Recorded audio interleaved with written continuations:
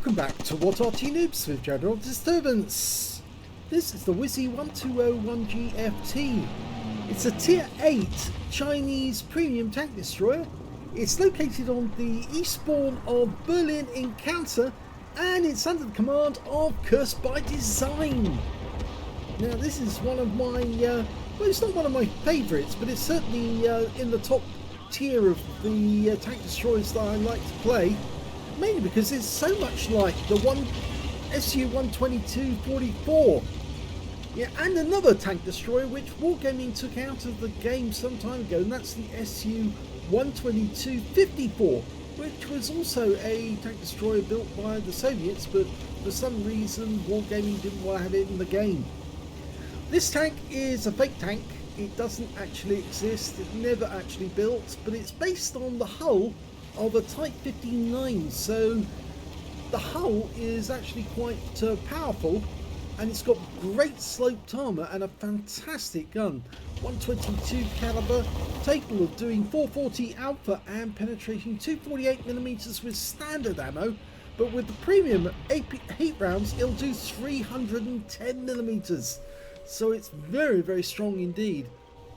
Well, somebody's gone into the bunker.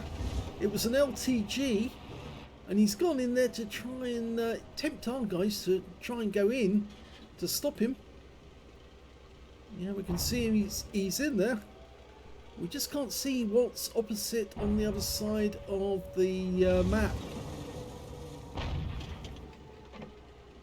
And this map has changed quite a bit since I first played it. In fact, I don't think I've played it with these changes in, because of course I haven't played the game for some time. I was actually pointing that out to somebody just the other day.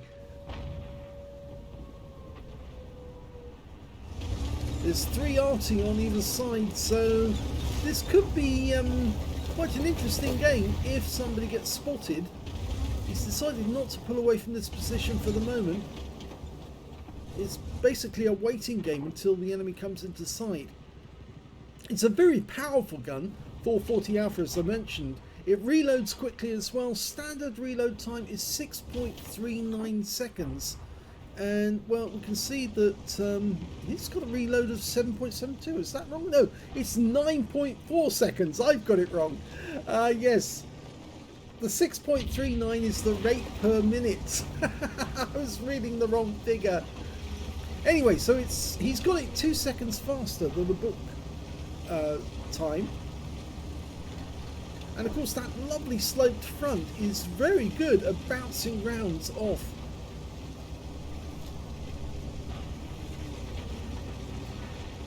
Now we can see a bombardment in progress on the other side of the map at the moment. Not a real bombardment, but of course that did happen during the war when they were firing Katyushas into Berlin. No, I don't think you're going to be able to get over there. And I don't think that's going to knock down the logs.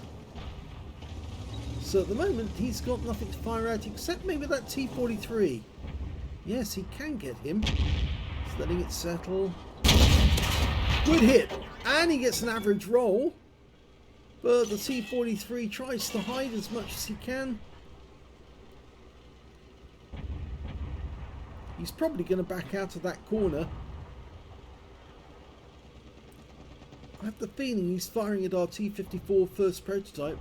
Oh, might be able to get a shot at that Striv S1 when he comes round.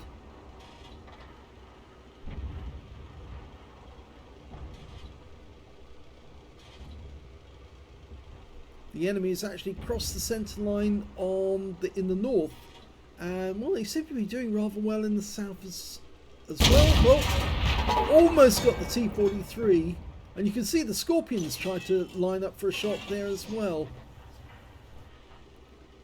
Now, would that Striv S1 come into view? I think he is getting close. Scorpion landing as well. Oh, nice hit. But only a low roll, 385.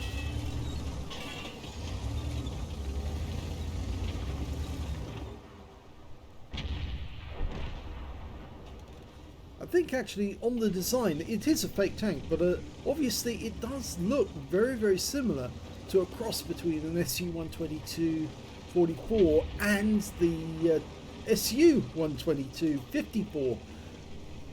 I can't but help get the similarities out of my mind. It's actually quite a good tank destroyer if you're going to play frontline. Oh, stop now. That's it. He's coming into view. Nope, didn't get it in. It's through the spaced armour. Remember, Bisonte, spaced armour all over the front of the vehicle.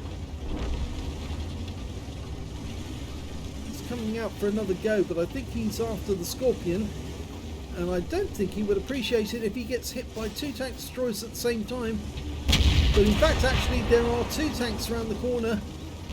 Oh, takes a hit, and it's a big one. But that Bisonte is definitely going to go down. There's no way you can get out of there. Even with Curse by Design falling back, the kill shot goes to the Scorp.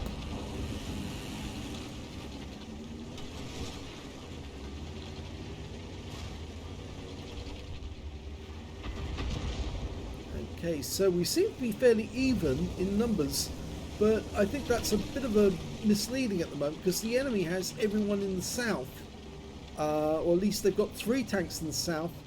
Curse by Design's decided to outflank the 50TP and the Tiger 1 and is going around the outside. Can he get shots on them? Not from here. He needs to go round one more corner and he should be able to take them out. Squeeze through it. It's reasonably fast tank destroyer this as well, 50 kilometers an hour. No, that wasn't the corner we needed to go around, but it's 2 corners. But now he's got that Tiger 1, and the Tiger 1's not really going to be able to hold off shells from this tank destroyer. One through the turret, 586, and he's gone. The Skoda takes him this time. Oh, there Arty had a knock. That Leo ducked into cover as quickly as he could to avoid a 122mm shell.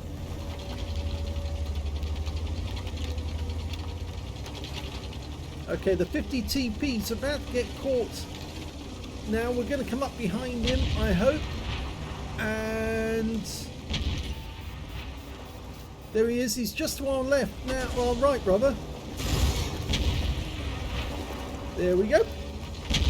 And one in the rear. Get your gun down. Yep, nice.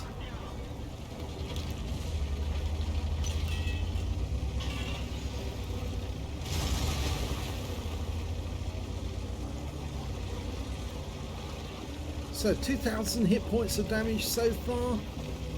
1 kill, but that could easily increase. Got a T-43 to our right. He's gone to the spawn point. Skoda will deal with him. The Leo's going to get one hell of a shot any second. Here we go. Yeah, there's no way he can escape now. And puts a big round into him. Now just squeeze him up against the wall to stop him moving about. And that's the kill shot. Okay, now we're capping. And now Curse by Design can take some shots at the enemy. The T-43 is coming in, so he needs to get into a position where he can shoot the guy as he comes through the door. Oh, he just shot him, shot past the rear, but he can reload in time. And that T-43 doesn't want to come out to play now because he knows how powerful this gun is. And he'll lose most of his hit points from one shot. So it's now chasey, chasey, kissy, kissy, bangy, bangy with this big 122mm gun.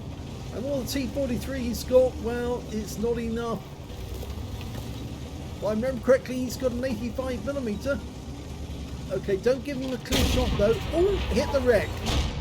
But he bounced the round that came from the T-43, only 180. Okay, he was lucky, got away with it, that T-43, but now we're down to just 2 players on our team. And, well, he needs to push this. Go for the kill. Now, back up against the wall.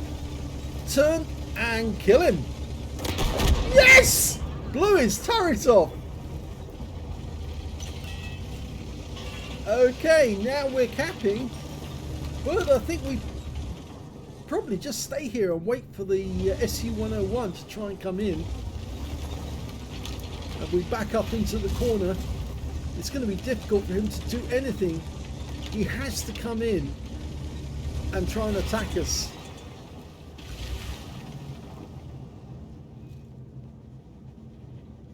Nice number of wrecks there as well, which actually does help us to one side because it blocks any fire coming through the window on that side. So the guy, the SU-101, is going to have to come up here and try and shoot us. We lost the Arty. The GW Panthers come down, but I don't think he can get a shot through unless he's lucky. I think Cursed by Design wants to get a shot. He did get stunned. Didn't get a reset though. Now go for the gun shield. Oh, he left it. He left it too little. He should have stayed just a little while longer, and he could have had the gun shield, and he would have wiped out the GW with one shot. Because his alpha is not that great. His alpha is bigger than the GW. Yes, that's it. And that's 20% of the enemy hit pool, which means now he's got a high caliber if he's the highest scoring player.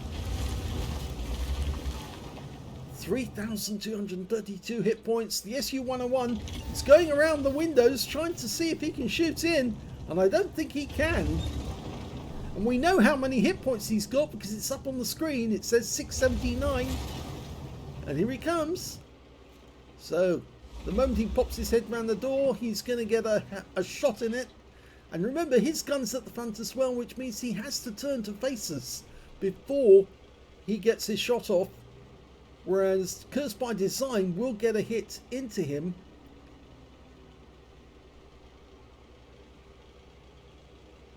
Here he comes.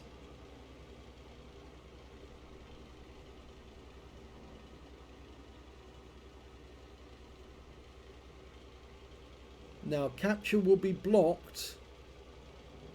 Here we go. He's got to show himself in order to get round the front.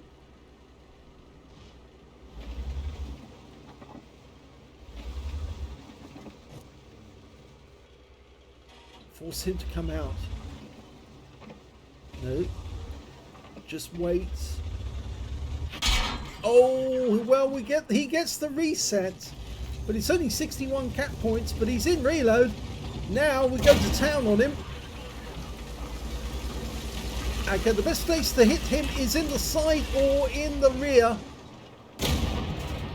And that's a nice hit in the side. One more shot like that, he's out the game. And he does hit us for quite a bit. Can we get the kill? Now. Yes! From above.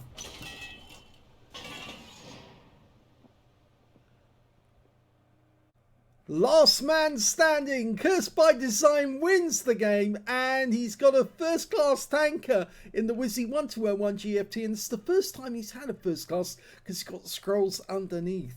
He got a demolition expert because he blew up one of his targets. In fact, it was the T-43. Blew his turret clean off. He got a fire for effect for doing more damage than hit points to his own vehicle. A fighter badge for getting at least 4 kills. He ended up with 5, which is 1/3 of the enemy team, and also just 1 short of getting a top gun.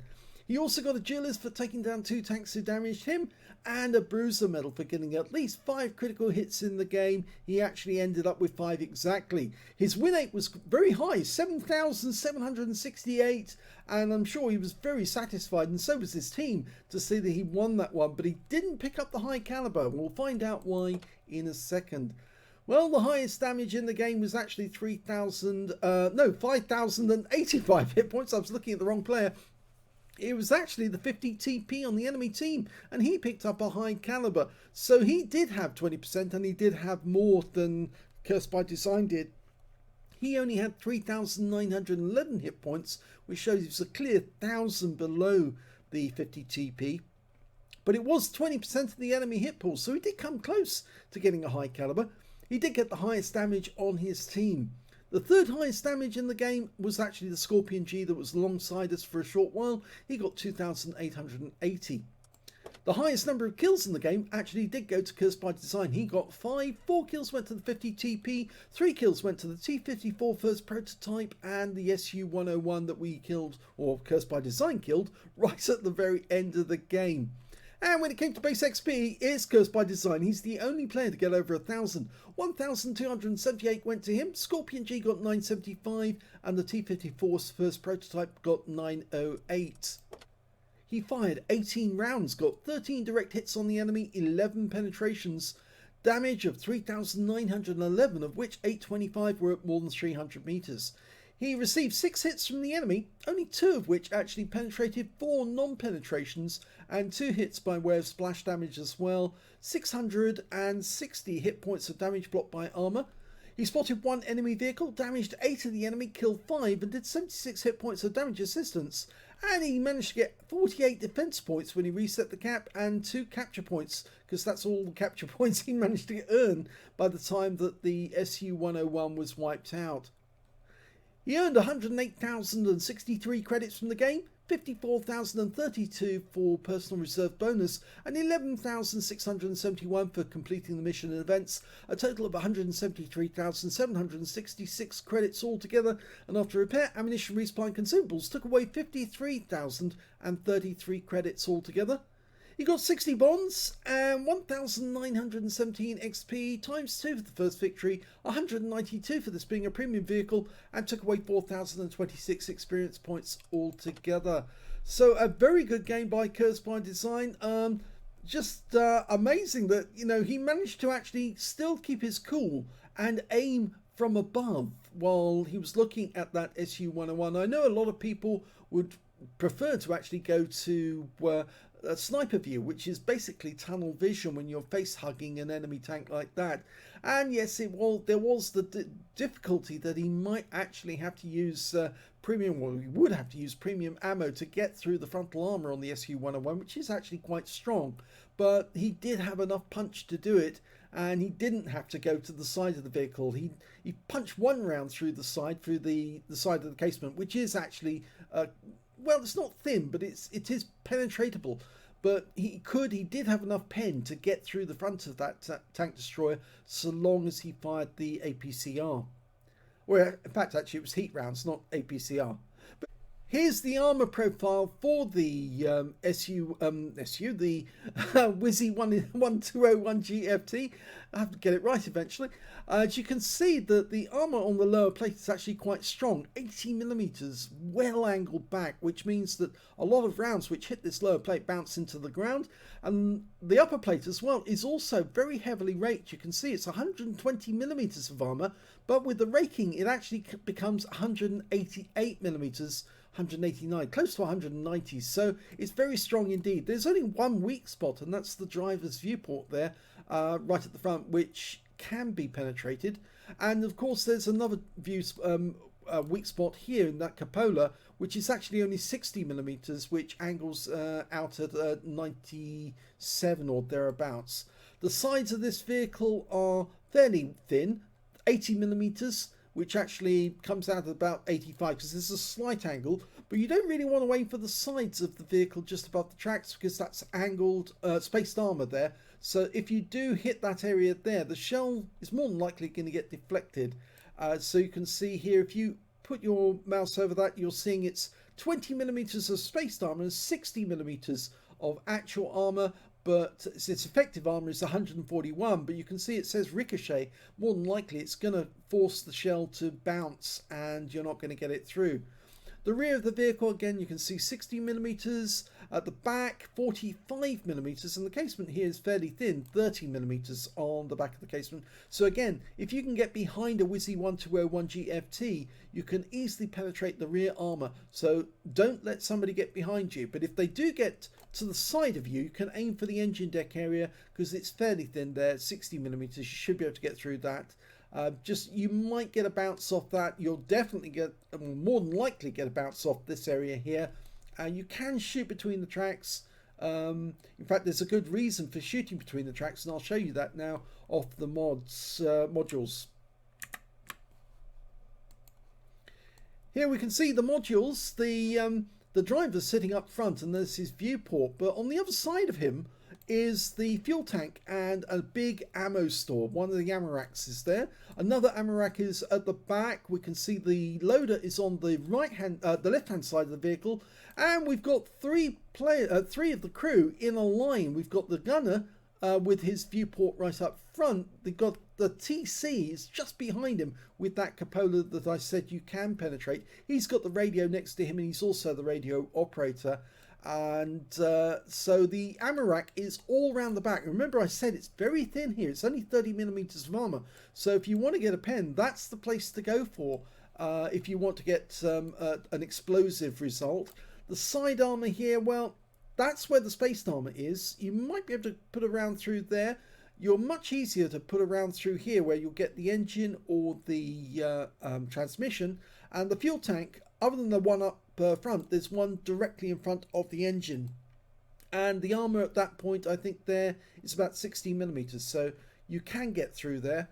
But I think your best bet, if you want to get the bang, is just to come around the back of this thing and shoot one in through the rear of the top of the casement, and that should set the ammo rack off. And if you aim for the left hand side as you're looking at it round the back, you'll not only get the ammo rack, you might take out the crew members as well, all three of them.